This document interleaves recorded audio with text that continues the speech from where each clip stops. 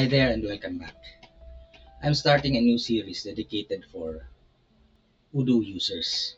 I'm going to introduce a very important task to businesses who are starting to use Odoo as the mainstream of their business.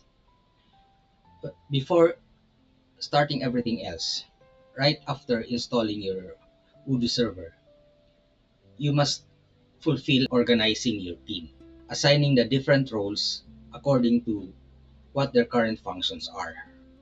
So usually, in a typical merchandising business, you organize your team members according to the tasks that they perform. I would like to suggest the following. First, you will have a product manager. The product manager usually maintains the units of measure, the packaging, the products, the categories, no? The inventory valuation, pricing, costing, and vendor assignments. Anything related to management of the product itself. And then you will have a purchasing team, the people who are in charge of seeing to it that there is enough quantity to sell. No? Usually there are two groups. There's an encoder and there's a manager. The encoder creates the RFQs and sends emails and converts the RFQs to purchase orders. But they are not allowed to approve the POs. No? A different officer is assigned to approve the POs created by the encoders. And also, after the actual receipt, will create the corresponding bill. On the side of sales and logistics, no, there will also be sales encoders who creates codes restricted to their own documents for privacy.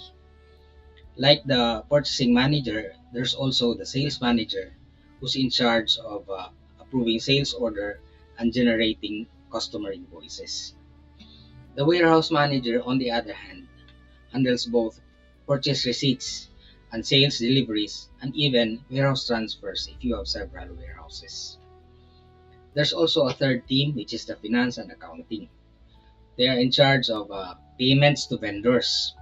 They have a dashboard to record payments to vendors, especially involving bills created by the purchasing manager. There's a required final validation authority. And then there's also the collection clerk, which has dashboard access to the customer payments. We'd like to distinguish between the customer payments as collection and the vendor payments as payments. No, the collection clerk also has no final validation authority. There's a third member in the accounting team who is the ultimate reviewer, and we usually call him the accountant.